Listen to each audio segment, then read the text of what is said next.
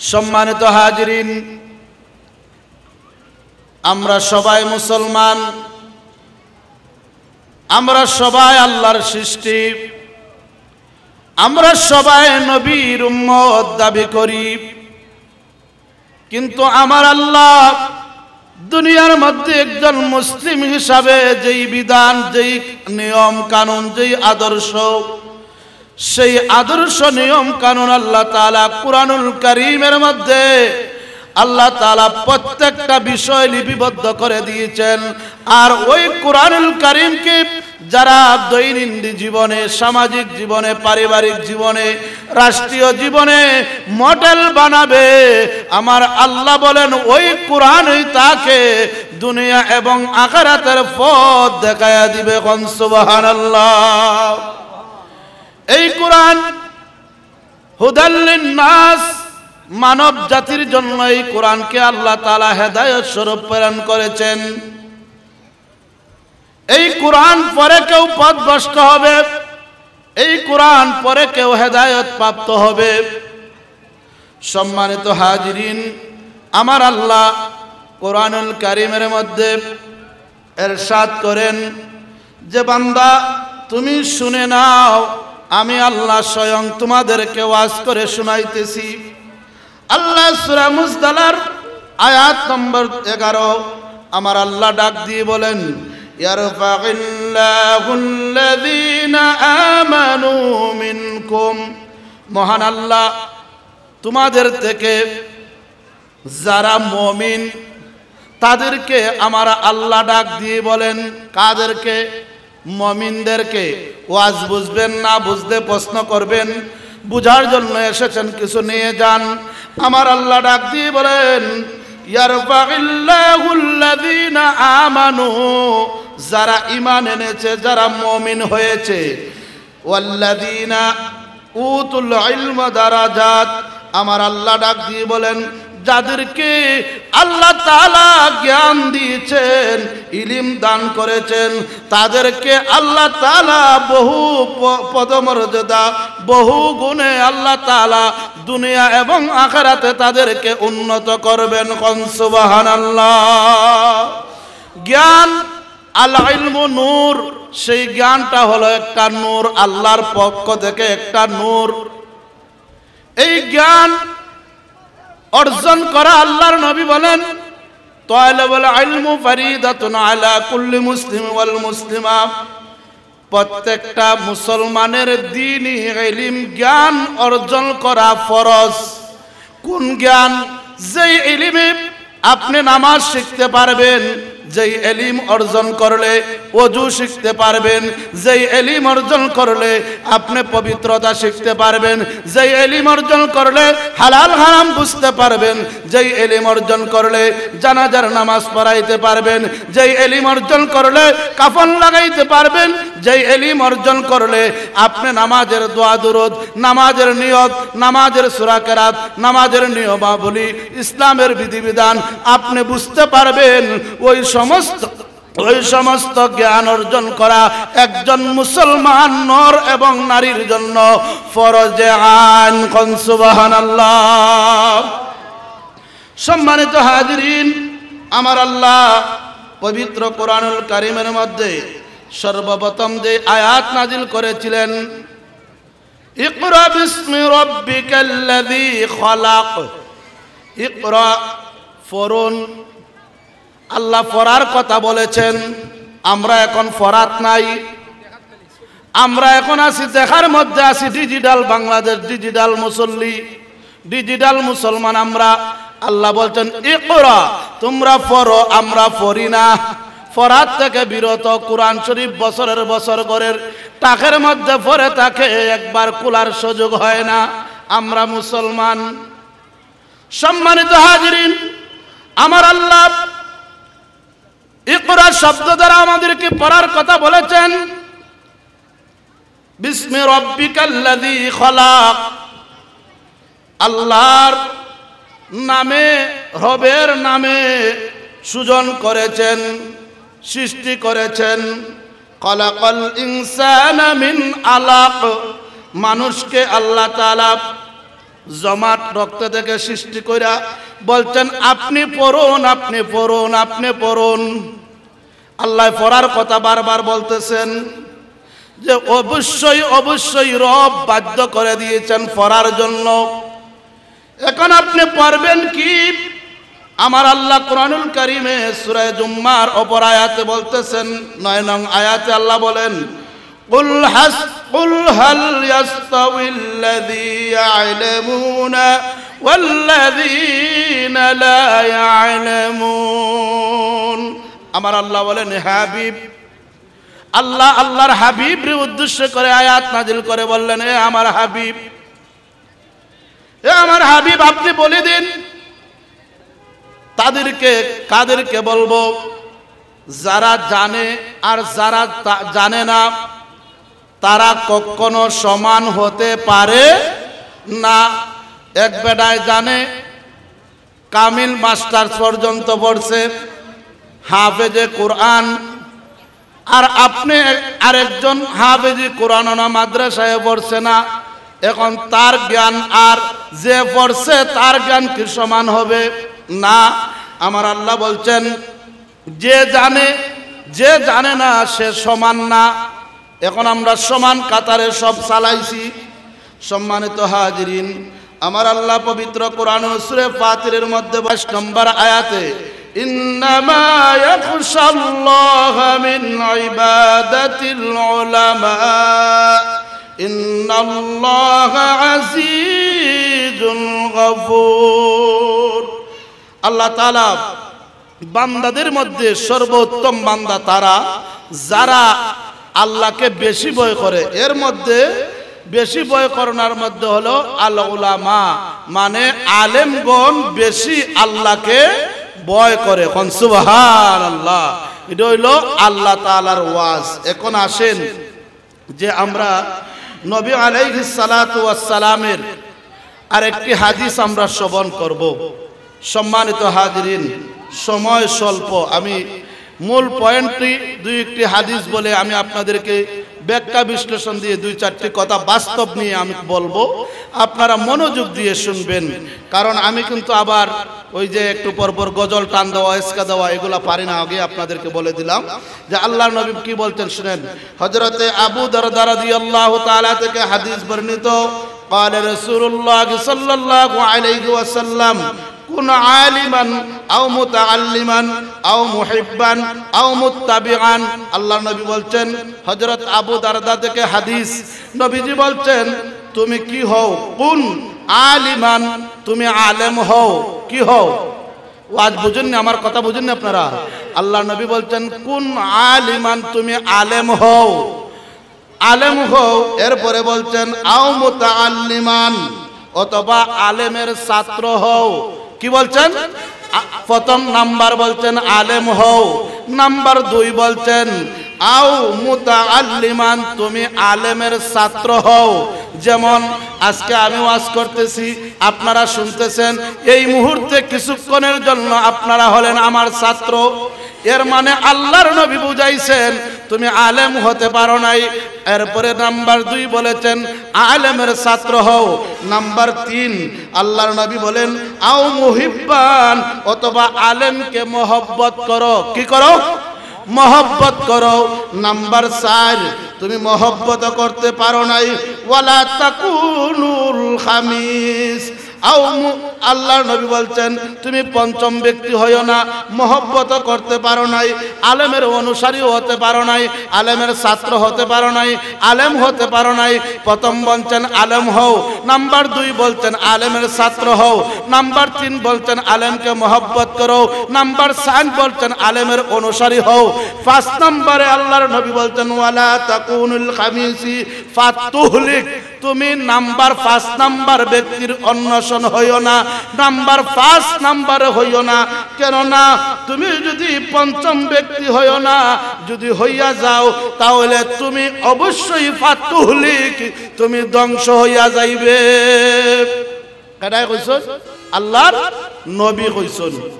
দেখুন বিষয় হলো যে আমরা যদি এই স্টেপে আলোচনা করতে থাকি তাহলে বুঝইতেইব যে এখন আমরা কোন পর্যায়ে আছি। কে কোন পর্যায়ে আসি একটু পরে বিবেচনা করবেন, যোগ বিয়োগ মিলাইবেন। দেখেন আমরা আলিমও হই নাই, আলিমের ছাত্রও হইতে পারি নাই। আরে বাবা, আর একটা হাদিস শুনাই নাই।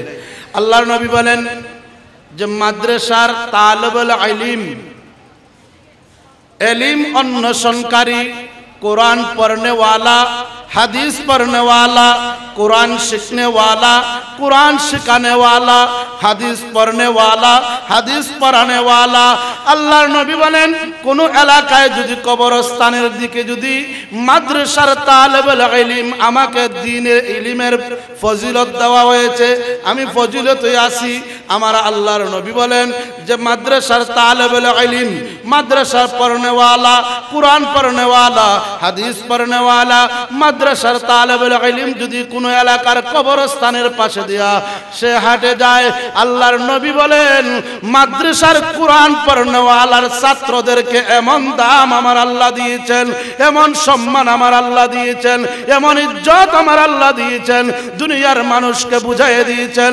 ও দুনিয়ার মানুষ শুনো শুনো, যে একটা কুরআন পড়নে ওয়ালা ছাত্র যদি কবরের কাছে দিয়া হেঁটে যায়, একটা হাদিস পড়নে ওয়ালা ছাত্র যদি কবরস্থানে কোন এলাকার পায়ে হেঁটে যায়, ওই কবরে যদি কোনো আযাব নির্ধারিত থাকে, আমার আল্লাহ ওই তালেবুল ইলমের পায়ের ধুলা পড়ার কারণে আল্লাহ তাআলা 40 দিন পর্যন্ত কবরের আযাব বন্ধ করে রেখে দেন। কোন সুবহানাল্লাহ।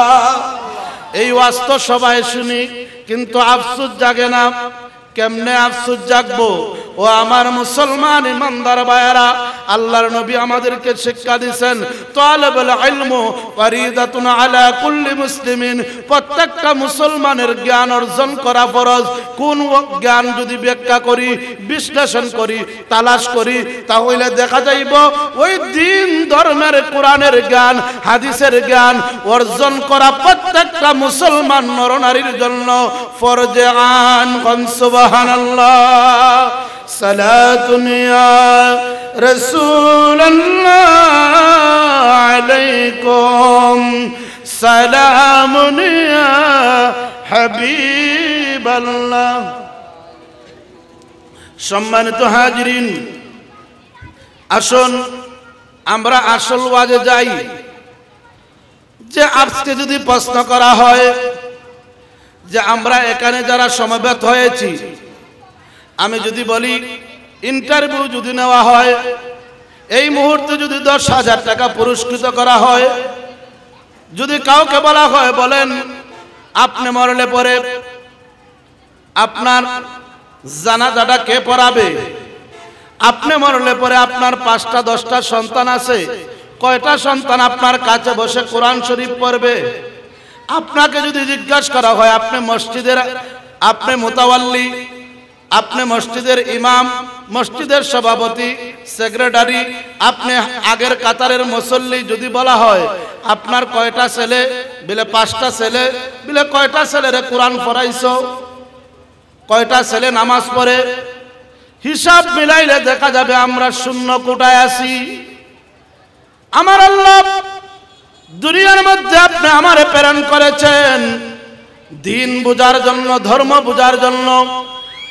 আজকে দেখেন কোরআন শিক্ষা থেকে আমরা অনেক দূরে। আল্লাহর নবী বলছেন যে মানুষ যখন সন্তান জন্ম নেয়, মুসলমান হিসেবে প্রথম করণীয় হলো কি করণীয়? আল্লাহর নবী বলেন যখন একটা সন্তান জন্ম নেয় তখন ওই সন্তানটাকে তোমরা প্রাথমিক অবস্থায় 3টা বিষয় আগে শিক্ষা দাও। নাম্বার 1 হলো হুব্বু নবিউল্লাহ, নবীর ভালোবাসা, হুব্বু আহলে বায়াত, আহলে বায়াতের ভালোবাসা। নাম্বার 3 হলো হুব্বুল কোরআন, কোরআনের ভালোবাসা। এই 3টা ভালোবাসা দিয়া যারা সন্তানকে ছোটবেলা থেকে বড় করে আস্তে আস্তে বড় হয়ে যাবে, ওই সন্তানটা কোরআন এবং হাদিসের বিরোধী, নবীর বিরোধী কোনোদিন হবে না, কোনোদিন কোরআনের বিমুখ হবে না।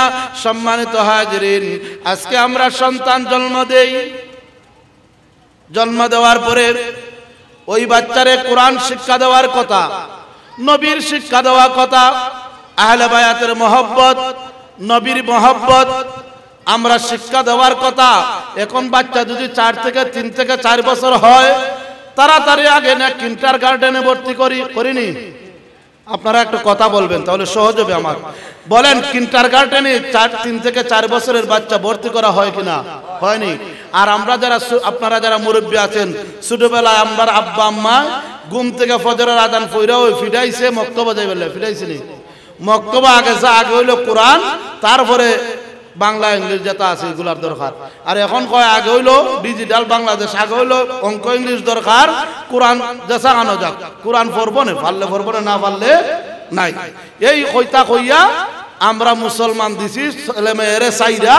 আর এটা কিতা আস্তে আস্তে বড় হয়, মন্ত্রী, minister, MP, magistrate, army, BDR, বিভিন্ন আপনার লয়ার হয়, উকিল হয়, মুক্তার হয়। অবশেষে দেখা যায় এর টাকা কোটি কোটি কোটি কোটি টাকা, পাহাড় পর্বত সম পরিমাণ হইছে, কিন্তু মা বাবারে পালবারের সময় নাই, সুযোগ নাই, টাকাও খরচ করার মতো মন মানসিকতা নাই। অবশেষে ওই মা রে বাবারে লাথি মাইরা না বৃদ্ধাশ্রম রাইকা দেয়। নাউজুবিল্লাহি মিন যালিক। আছে না এরকম? কিন্তু কেরে যারা বৃদ্ধাশ্রমে গেছে, নিশ্চয়ই এরার পারিবারিক শিক্ষা সন্তানকে ধর্মীয় শিক্ষা থেকে দূরে রেখেছে। এই জন্যই সে ধর্ম বুঝে না, ইসলাম বুঝে না, কোরআন বুঝে না। না বুঝা একজন মুসলমানের বাচ্চা কখনো মারে বাপরে সে বৃদ্ধাশ্রমে রাখতে পারে না। কিন্তু রাখতেছে না, যারা রাখছে এরা বড় শিক্ষিত ছেলে সন্তানরা, বড় বড় প্রফেসর, উকিল, মুক্তার, বিভিন্ন ম্যাজিস্ট্রেট, প্রশাসন, বিভিন্ন ভাবে দেখবেন তার আপনার খুঁজে গিয়ে দেখবেন সে অনেক টাকাওয়ালা, অনেক পয়সাওয়ালা, অনেক শিক্ষিত, কিন্তু তার কাছে ধর্মীয় জ্ঞান নাই। মারে বাপরে না রাখতে দিছে বৃদ্ধাশ্রমে। সম্মানিত হাজিরিন, এখন আমাদের উচিত কি? আমাদের উচিত হলো যে বাচ্চারে আগে মক্তবের শিক্ষা দেওয়া। কের শিক্ষা? আগে মক্তবের শিক্ষা। এটা হলো আমরা মুসলমান হিসাবে একটা সন্তান জন্ম নেওয়ার পরে এটা আমাদের দায়িত্ব, আগে কোরআন পড়ানি, তারপরে বাকি জাহান্নামে যাক। কোরআন পড়া যদি তার দৈনন্দিন জীবনের কিছু আপনার শিখতে পারে, অঙ্ক ইংরেজি চলার মতন যথেষ্ট। কিন্তু সে মাস্টার ডিগ্রি লয়ার হয়েছে, প্রফেসর হয়েছে, ম্যাজিস্ট্রেট হয়েছে, আপনার বিভিন্ন বড় বড় অফিসার হয়েছে, কিন্তু তার কাছে কোরআন নাই, এই তার বাকি জ্ঞানের কোনো দাম নাই।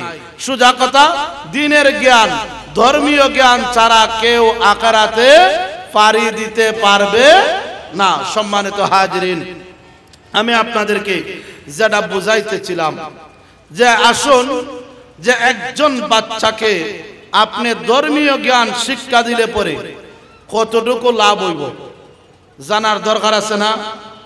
আসেনি? আপনাদের আগ্রহ আসেনি শোনার? একজন বাচ্চাকে আজকে বর্তমানে ধর্মীয় শিক্ষাকে আমরা এটারে খুব অবহেলিত ভাবছি। মসজিদের হুজুর অথবা একজন আবিদ চাপড়ে প্রাইভেট পড়াইলে 200 টাকা দিতে আমরা বারবার ভাবি, আর ইংলিশ পড়াইলে, বাংলা ইংরেজি পড়াইলে এই অলিপুর, আমার অলিপুরের পার্শ্ববর্তী যারা আছেন আপনারা অনেকেরই আমার জানা মতো যে 3000 4000 টাকা 5000 টাকা বাংলা ইংরেজি অঙ্ক পড়ান, প্রাইভেট পড়ান না, বাসাত মাস্টার নিয়ে পড়াননি? আপনারা কথা কন না কেন? পড়াননি? পড়ান, কিন্তু মক্তবেও পড়াইতে গেলে 50 টাকা মাসও দিত, আঙ্গা জান বালা লাগে না, কত কাজ্যা। মসজিদের মেসাবরে দিতে গেল মাইল, ডিশ বিল দিব মাসও 5000, আপনার কারেন্ট বিল, ডিশ বিল, আপনার এগুলা ওয়াইফাই মিলাইয়া 2-3000 দিব। এটা আপনার খাইলো দিতেইব, না খাইলো দিতেইব, নাইলে ইজ্জত রক্ষা হইতো না। কিন্তু মক্তব বাচ্চারে 50 টাকা দেয়া, 100 টাকা দিয়ে পড়াইতো, ই টাকা দেখা যায় 2 মাস 3 মাস দল জায়গা আঙ্গা জানা। আর যদি কোনো একটা আবিচ্ছা বাসাদার না কেউ পড়াইতে চায়, দেয় 500 টাকা 300 টাকা, এর উপরে দিতে চায় না। আরে বাবা, সর্বোচ্চ শিক্ষা হলো কোরআনের শিক্ষা। আপনার সব শিক্ষা বাদ দিয়া এই কোরআন শিক্ষার জন্য আপনার বাচ্চার তলে প্রতি মাসে যদি 5000 টাকা খরচ করা লাগে, তারপরও বাচ্চাকে আপনি কোরআন শিক্ষা দেন, এই শিক্ষা আপনার দুনিয়াতে লাভ হবে, আখিরাতে লাভ হবে। সুবহানাল্লাহ। কেমনে লাভ? যেমন আমি আপনারে আঞ্চলিক ভাষায় বুঝাইতেছি।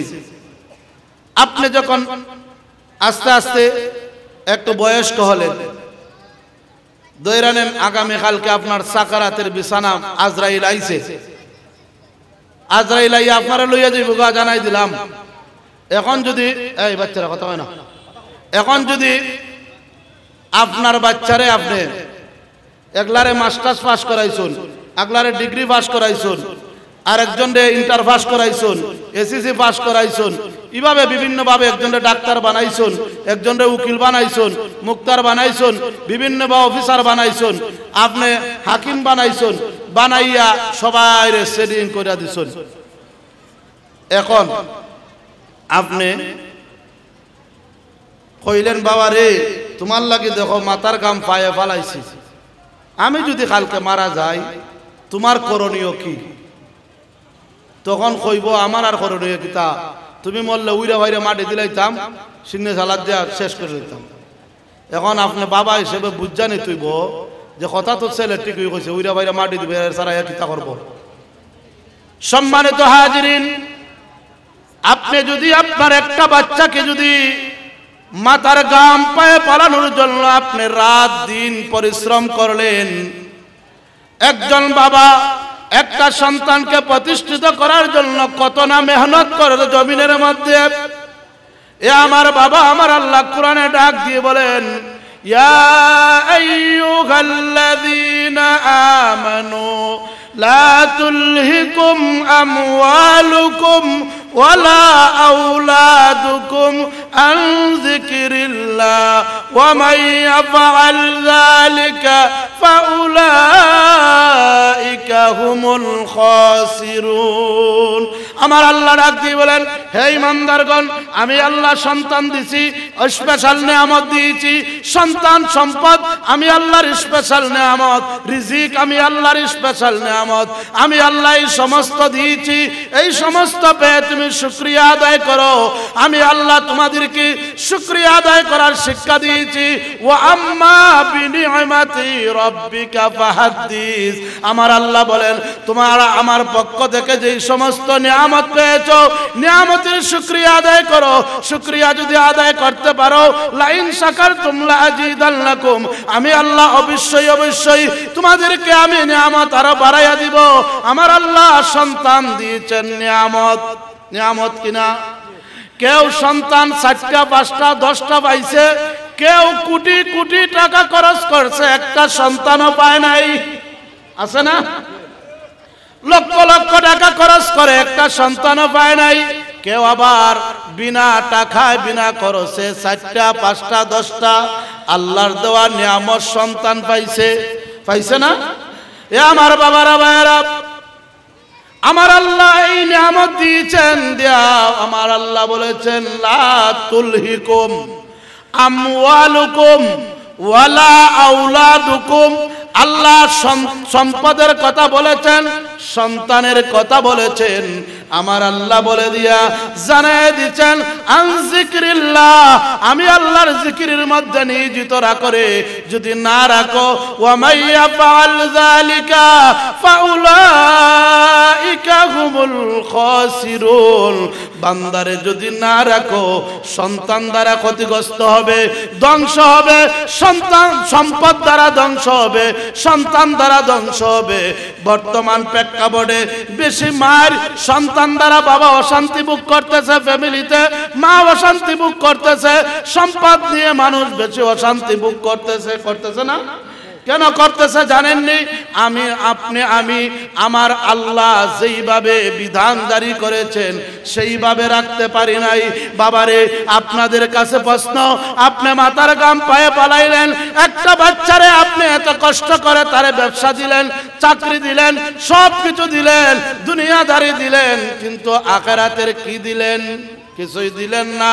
দেখেন, আসেন, মনে করেন যে আজকে আপনি রাত্রে বেলায় গিয়ে যদি আজকে একটু ভাবেন, আপনার সন্তানকে ডাকেন, বাবারে তোমারে আমি কি দিলাম? ময়দানে মাহশরে বাবার গায়ের মধ্যে পাড়া দিয়ে সন্তান বেহেশতে চলে যাবে। সন্তান, স্ত্রী, পুত্র, অভিভাবক যিনি পরিবারের ছিলেন, আহাল যিনি ছিলেন, অভিভাবক তিনি ছিলেন, ওনাকে ওনার গাড়ে পাড়া দিয়ে বাবা যাবে জাহান্নামে, সন্তান যাবে বেহেশতে। কিভাবে যাবে, কেন যাবে?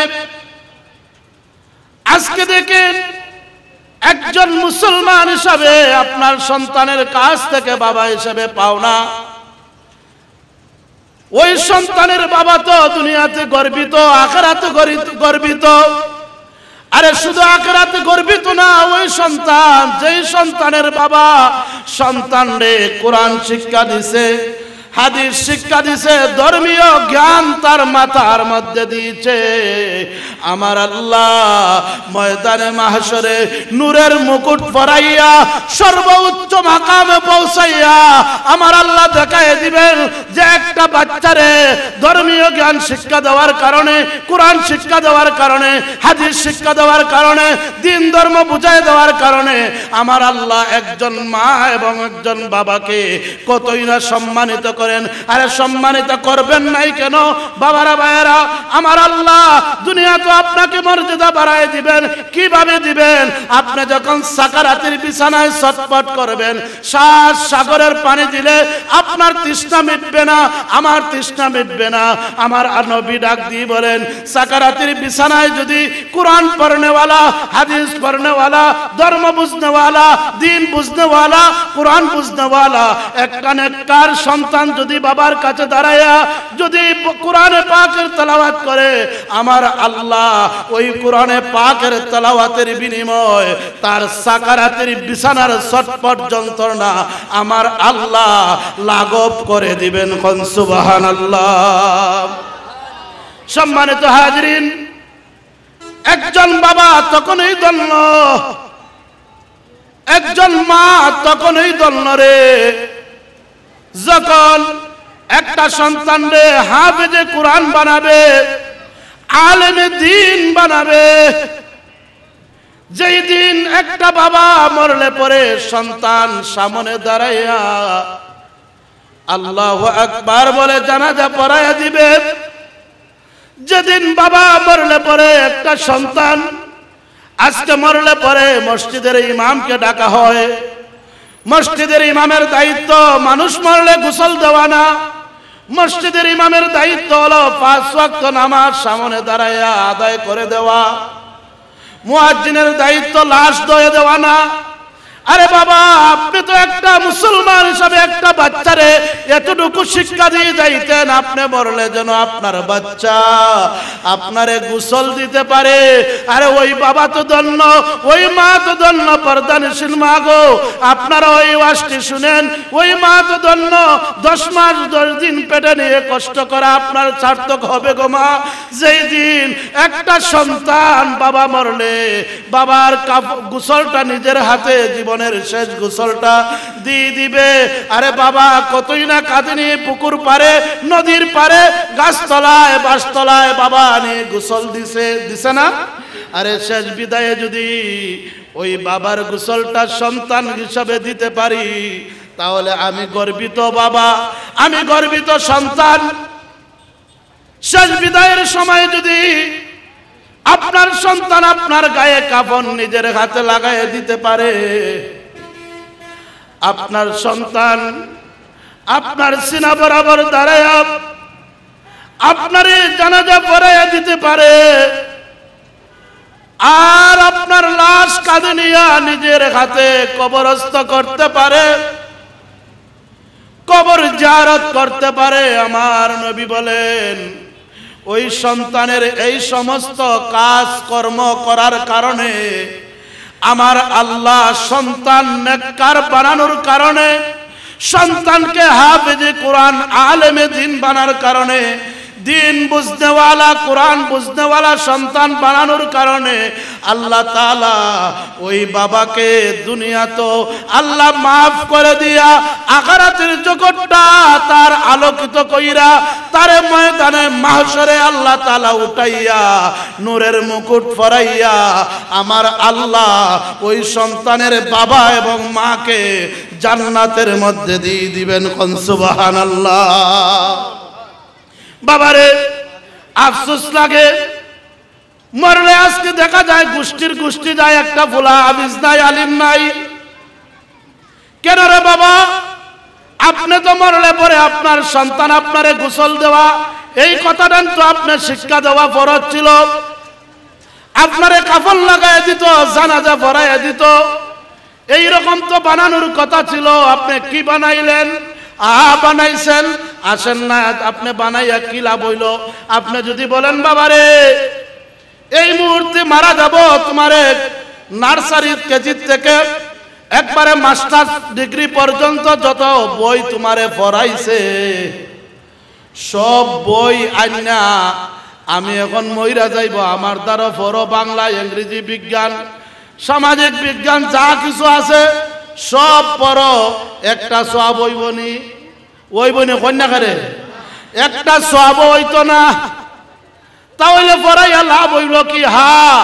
বাংলা ইংরেজি দরকার, ইঞ্জিনিয়ার দরকার, উকিল দরকার, মুক্তার দরকার, ম্যাজিস্ট্রেট দরকার, সব ধরনের লোক দরকার। কিন্তু রে বাবা, সব জ্ঞানের ঊর্ধ্ব জ্ঞান হলো কোরআন শিক্ষা। অবশ্যই অবশ্যই দিতে হবে। আপনি মরলে যেন আপনি আফসোস করতে পারেন যে আপনি রিক্সাওয়ালা হতে পারেন, ঠেলা গাড়িওয়ালা হতে পারেন, আপনি দিন মজুর হতে পারেন। আপনার একটা সন্তানকে যদি আল্লাহওয়ালা বানায় যান, নামাজি বানায় যান, কোরআন পড়নেওয়ালা বানায় যান, হাদিস পড়নেওয়ালা বানায় যান, দিন ধর্ম বুঝায় যান। হে আমার মুরব্বী বাবারা, যুবক ভাইয়েরা, আমি আপনাদেরকে একটা আশ্বস্ত করতে চাই, আপনার সন্তান দুনিয়ার মধ্যে যত ভালো কাজ করবে, আপনি কবর জগতে তাইকা তাইকা কিয়ামতের আগ পর্যন্ত সদকায়ে জারিয়া হিসাবে আমার আল্লাহ আপনার কবরের মধ্যে সন্তানের নেক আমলের সওয়াবের একটা অংশ আমার আল্লাহ পৌঁছায় দিতে থাকবেন। শুধু তাই না রে বাবা, আপনার সন্তানকে বেনামাজি বানাইলেন, সন্তান আপনার রাহাজানি করে, মদ খায়, গাঞ্জা খায়, চুরি করে, বদমাশি করে, রাহাজানি করে। আপনি বাবা হাজি সাহেব, গাজী সাহেব, পীর সাহেব, সর্দার সাহেব, অমুক সাহেব, তমুক সাহেব, কাজ হইতো না। আপনি সন্তানে যত পাপ করব, পাপের একটা অংশ খবর ফেরেশতারা পৌঁছাই দিব। আর এই পাপের অংশের কারণে আপনি যত বড় নামাজি, হাজি, গাজী, তখন কাজ হইতো না। ফার কোথা খবরও খাওয়া লাগবো, জাহান্নামের আগুনে সন্তানের কারণে জ্বলা লাগবো। নাউজুবিল্লাহ মিন যালিক। তাহলে খাওয়াই লাইন, ফারগাম মাতার ফালাই লাইন, এরপরে কি করলেন? আপনি পরের ঘরে হামলা হাজদা দিলেন, রিস্কা বাইলেন, পেডেল মারলেন, কত কোদাল মারলেন, কষ্ট করলেন। এত কষ্ট করে বড় করলেন, আবার খবরে গিয়া এরার পাপও খবর থেকে সমাল দেওয়া লাগবো। আর এরা হাসরের ময়দানে আপনি আমার গারো ভাড়া দিয়া যাইব গা। তো এই জন্য আসুন যে আমরা প্রতিজ্ঞা করি, যা করার তো করি লাইছি। এখন বর্তমান সমাজে কেউ আলিম বানাইতো না, আলিমরে মহব্বত করতো না, আলিমের ছাত্র হইতো না, আলিমের অনুসরণকারী হইতো না। এখন মানুষে আলিমরে তুচ্ছ তাচ্ছিল্য মনে করে, কই এরা মোল্লার আইসি, কই একটা উড়াই দেয় না রে বাবা। জন্মের পরে দেখো আজান দিলেও তোমার মেসাব লাগে, আর নাম রাখতো মেসাব, দুনিয়ায় দোয়া থাকতো মেসাব, মরলে বড় মেসাব, খবর রাখতো মেসাব, খবরের রাখার পরেও দোয়া করতে গেলেও মেসাব লাগে না? তাহলে মেসাবের দাম আছে। এখন মেসাবের দাম কেমনে দেখেন, যদি একজন মসজিদের ইমাম হয়, একজন মুয়াজ্জিন হয়, দৈরানেন। এখন আমরা মাদ্রাসা পড়াই না, অনেকে কয় দৌড়ো বেটা আলিম বানায় কিন্তু ধরে মসজিদে আজান দিব, আর মসজিদে 4,000 5,000 ভাইয়া কেমনে খাই ভরে, কেমনে চলবো? এখন মোল্লা বেটা টানতে মানুষ ফুরান বিয়া দেয় না, কয় দৌড়ো মেসাবে কেমনে খাবে, 4,000 আর 5,000 টাকা পায়। আরে আপনার আরে একটা সুসংবাদ দিতে চাই, আমরা যারা 5,000 10,000 যাওই পাই, আমরা টেকার মধ্যে আমরা কই না, মানুষই কয়। আর আল্লাহর নবীর দোয়া আছে, কইবান বলে কেমনে? আল্লাহর নবী ইমামরার জন্য দোয়া কইরা গেছেন, মুয়াজ্জিনের জন্য দোয়া কইরা গেছেন।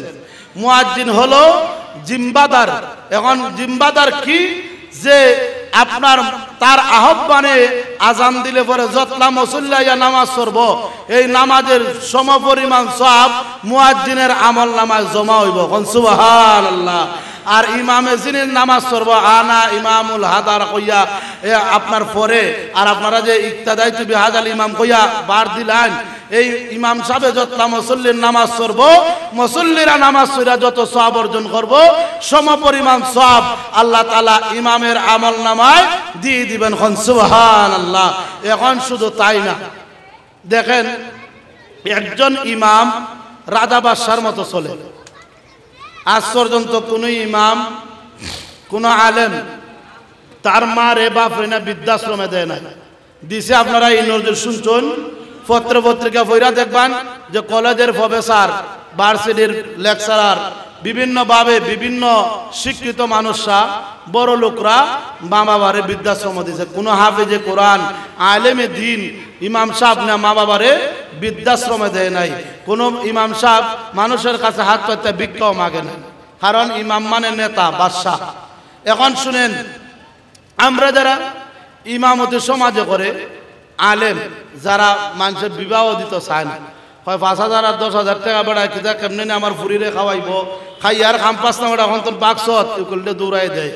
এখন আমরা যারা মোল্লা বাড়ান আছে বিয়া শাদী আমরা করছি আল্লাহর রহমতে, আমরা এটা বুক আদ্য হইতার আমরা আপনার পরিবার মতো যাওই আল্লাহ তাআলা রিজিক রাখছে, পরিবারের খুব